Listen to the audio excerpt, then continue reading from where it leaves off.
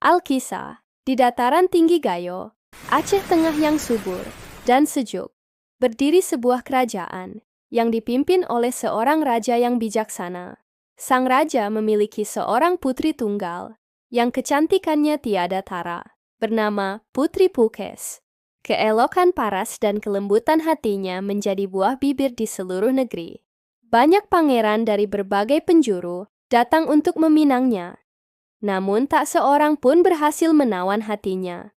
Hati Putri Pukes telah lama terpaut pada seorang pangeran tampan dari sebuah kerajaan sahabat.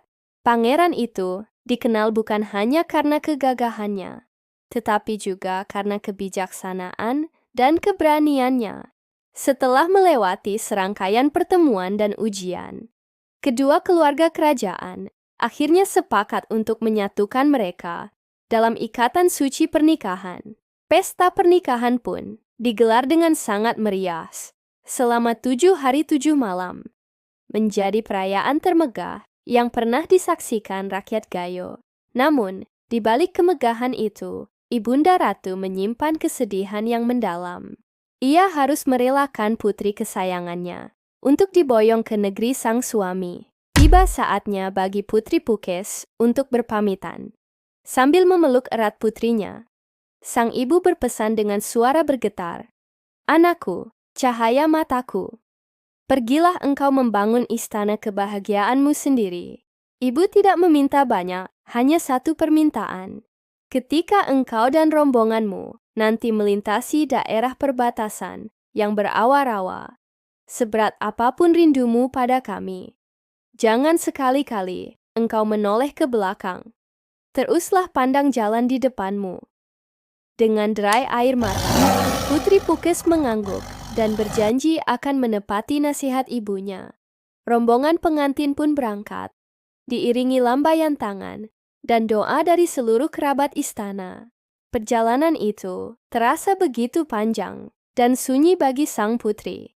Semakin jauh ia meninggalkan kampung halamannya, semakin berat rasa rindu yang menghimpit dadanya. Setiap jengkal jalan yang ia lewati seolah memutar kembali kenangan-kenangan indah di istana.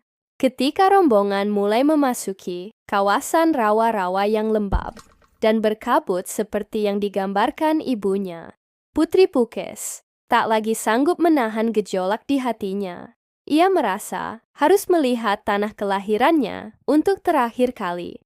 Mengabaikan janjinya, ia pun memutar kepalanya dan menoleh ke belakang. Dalam sekejap, langit yang tadinya cerah berubah menjadi kelam. Petir menyambar-nyambar dengan dahsyatnya, diikuti hujan lebat yang seolah ditumpahkan dari langit. Putri Pukes menjerit tertahan saat merasakan tubuhnya menjadi kaku dan dingin. Rombongan pun berhenti dalam kepanikan. Di depan mata mereka, sang putri perlahan-lahan berubah menjadi batu. Wajahnya yang cantik membeku dalam ekspresi kesedihan, dengan air mata yang seolah ikut mengeras di pipinya. Begitulah akhir dari kisah Putri Pukes, seorang putri yang dikutuk karena melanggar pesan ibunya.